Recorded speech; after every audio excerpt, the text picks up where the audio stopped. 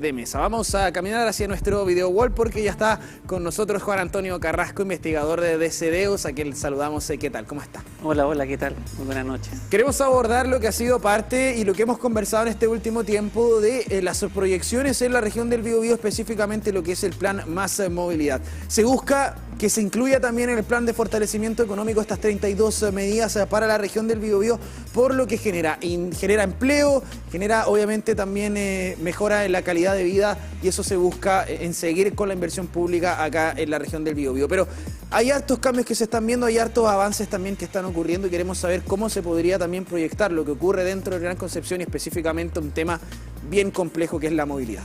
Efectivamente, una de las gracias que tiene el Plan Movilidad, que de paso es único en el país y donde la región es muy líder, es poder juntar a los distintos actores públicos, municipios, ministerios, ferrocarriles, en una misma mesa, y por eso esto se llama la Mesa Más Movilidad, para poder coordinar proyectos asociados al transporte. Entonces, en ese sentido, más que generar nuevos proyectos, es una instancia de coordinación para poder hacer mejor estos proyectos y poder hacerlos avanzar de manera más eficiente, más rápida y también con mayor impacto en la región, generando este diálogo entre actores e instituciones que son claves para poder hacer avanzar estos proyectos. Hay hartos detalles con respecto a estos proyectos, porque está el puente industrial, está las terceras pistas en San Pedro de la Paz, está el puente ferroviario, y muchos de estos cambios ya los vamos a empezar a ver el próximo año. Exactamente.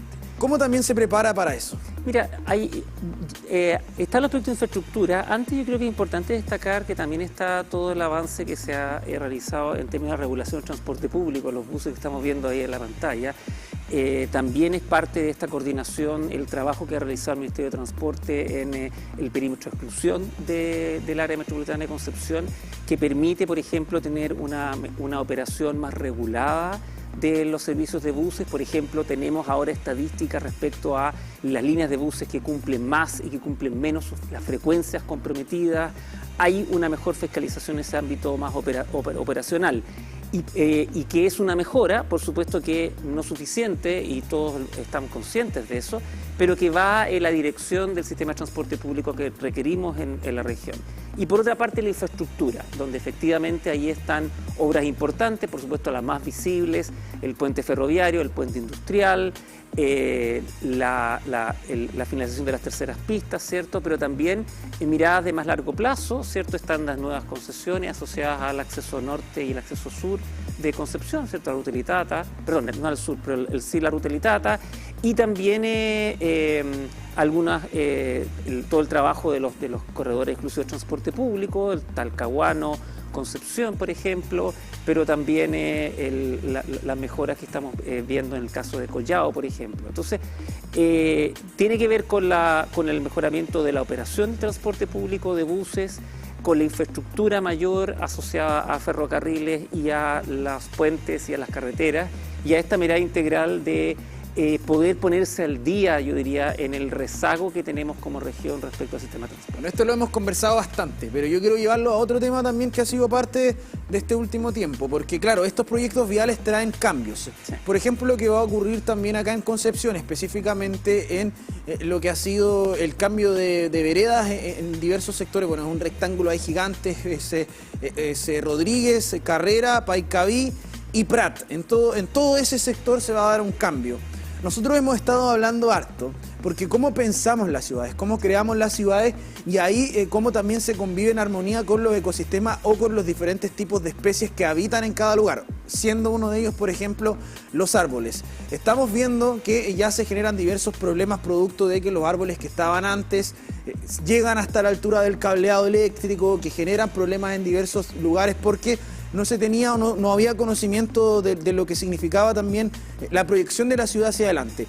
¿Qué es lo que podríamos ver hoy en día? Porque se van a sacar las veredas, se van a cambiar también los árboles, se van a cambiar el panorama, no solo ahí, porque se busca remodelar también el sector de Costanera, está también el proyecto del Puente Esmeralda ahí en paralelo. Entonces, ¿cómo también estos nuevos proyectos que van a llegar, que van a ver, comienzan también a trabajarse desde de la perspectiva de la ciudadanía para que se habite no solo ahora, sino que también proyectarlo hacia algunos años hacia el futuro? Yo creo que eso es muy fundamental y a mi parecer hemos ido evolucionando en ponernos más exigentes, pero en el buen sentido de la palabra, respecto a que los diseños viales no pueden ser únicamente diseños que están asociados al movimiento de los vehículos, sino que tienen que ver con un entorno mucho más armónico respecto a otros modos de transporte, a la caminata, pero también respecto a lo que tú mencionas, la vegetación.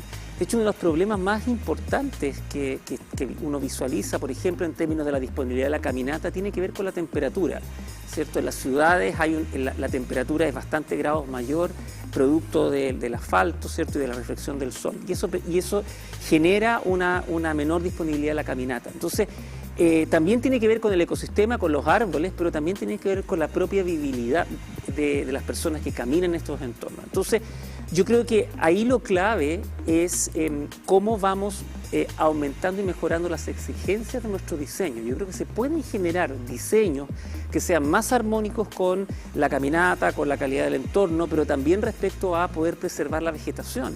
Cuando uno piensa, por ejemplo, en una vegetación ideal, por ejemplo, se imagina Víctor Lamas, por ejemplo, por mencionar un ejemplo local. ¿Qué significa eso? Un lugar donde tenga sombra, donde pueda caminar, que me invite a esa caminata de la bicicleta, pero que en el fondo muy distinto a, por ejemplo, un entorno asociado a la cercanía, por ejemplo, el puente Yacolén, donde caminar es realmente una aventura y una aventura peligrosa. Esa mirada yo creo que tenemos que ir avanzando. Ciertamente en el pasado no teníamos esa mirada más integral de la ciudad y del diseño. Y yo creo que tenemos que exigirnos, y aquí hablo de los actores que diseñan, que construyen, pero también como ciudadanía exigir a tener mejores estándares de diseño, a integrar, por ejemplo, las estaciones del biotren con el entorno, a tener paraderos de mejor calidad, a que cruzar una calle no sea una aventura peligrosa, sino que sea parte de la experiencia completa de la caminata. Aquí hay varios detalles en particular, porque se están realizando, claro, estas proyecciones de la ciudad que ya estamos viendo, que son parte de los proyectos que se están realizando actualmente y otros que se van a realizar, pero no hay un plan regulador metropolitano actualizado, concreto, todavía está aquello en trabajo. Entonces, ¿cómo también esto en paralelo se desarrolla, se empieza a trabajar, se ve la ciudad hacia el futuro, pero todavía no tenemos al menos esto listo para poder establecer estos límites también que se buscan? Sí, yo creo que la planificación urbana de normativa del estilo de un plan regulador, tanto metropolitano como comunal, son muy importantes porque rayan la cancha respecto al desarrollo de las actividades del desarrollo inmobiliario. Pero ojo, no tenemos que poner todos los huevos en la misma canasta respecto a estas normativas. Yo creo que es muy importante también entender que el sistema de transporte tiene que ir creciendo de manera armónica, en una mirada también que se relaciona con estas actividades. Y en ese sentido, me parece a mí que hay un consenso bastante claro respecto a lo que necesitamos como región y como otra área metropolitana de Concepción, que en general yo creo que es bastante armónico respecto a las miradas normativas. Eso no quiere decir que tenemos que incentivar una mayor densificación de la ciudad, por ejemplo, una densificación equilibrada, le llaman algunos, pero al menos una mayor densificación, aprovechar los espacios que tenemos en el centro de las ciudades y de las comunas del Gran Concepción. Pero yo creo que del punto de vista del transporte podemos avanzar, porque hay una visión, a mi modo de ver, bastante común respecto a qué necesitamos, que es en distintos niveles, en el nivel operacional de una mejor calidad del transporte público, a nivel de la caminata y la bicicleta, un mayor fomento y mejor diseño, pero también una mayor infraestructura vial, y efectivamente ahí estamos al debe, y de otra manera la región tiene que irse poniendo al día, y parte de estos esfuerzos, por ejemplo, de esta mesa de más movilidad, va en esa dirección de ir coordinando, ir empujando estas iniciativas estructurales de la infraestructura de transporte. Y ahí quiero consultarle justamente acerca del crecimiento de la ciudad, porque estamos viendo que hoy en día, y esto no es algo que ocurre acá, es algo que, por ejemplo, tenemos el ejemplo que es Santiago. El crecimiento vertical, el crecimiento de edificios, de edificaciones, ha sido la forma en cómo se han desarrollado las ciudades, no solo acá en el país, sino que en el mundo. Cada vez construimos más alto, cada vez construimos más edificios, y se está viendo también hoy en día en el centro penquista. Parte también de lo que se ha sido el trabajo en este plan regulador metropolitano, que ya obviamente puso un límite a la cantidad de pisos, ya no se puede más allá de 15, pero vemos como, por ejemplo, en otros lugares como San Pedro de la Paz.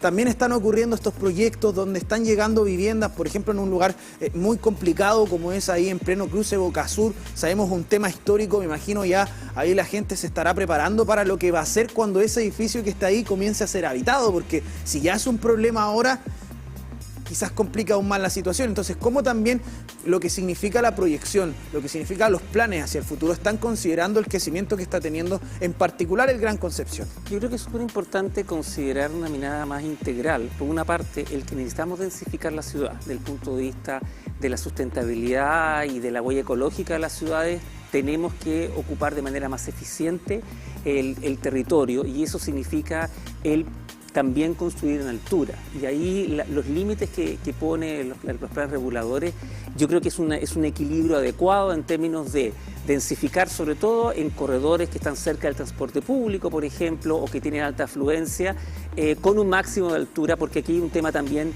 lo que llaman algunos urbanistas, la densificación equilibrada, ¿cierto? El tener altura, pero que eso no vaya en deterioro de la calidad de vida de tantos quienes habitan en estos edificios como de los que viven en el entorno.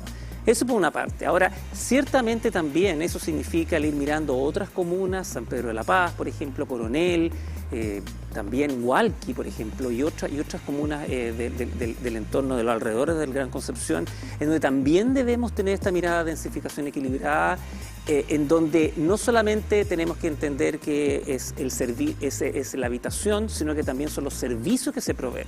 Porque una cosa también tiene que ver con el sistema de transporte. Uno esperaría que en estos lugares que se densifiquen yo tenga un sistema de transporte donde el transporte público sea una alternativa adecuada, pero donde también existan servicios.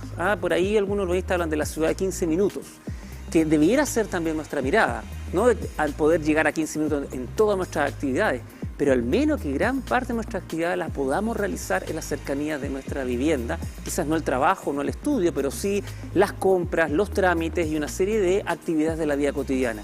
Entonces no se trata de solamente construir viviendas, sino que el generar barrios integrados de lo que se le llama usos mixtos, no solamente un uso de viviendas, sino que un uso de comercio, de entretención, de tal manera que en el fondo el desarrollo sea armónico. Pensar el desarrollo en las personas quienes habitan los territorios, con todo lo que conlleva, el beneficio económico, no solo que se habite, no solo que tenga el objetivo de vivir en ese lugar, sino que también que se involucren con el territorio. Eso es parte de lo que se está hablando actualmente. Y eso le pega a varias cosas. Eso le pega primero a la calidad de vida, porque la gente necesita desplazarse menos, pero le pega también a la seguridad ciudadana. En el fondo somos capaces de movernos más en la ciudad, y eso es también muy fundamental para la calidad de vida de nuestra ciudad. Muchísimas gracias por estar con nosotros en esta jornada, abordando también desde las diferentes miradas lo que significa el Plan Más Movilidad y el desarrollo de la ciudad que vamos a estar viendo ya el próximo año. Van a entrar varios de estos proyectos, ya van a ser entregados, entonces vamos a ver cómo va a cambiar la ciudad. Se viene un cambio interesante, efectivamente. Bueno, muchísimas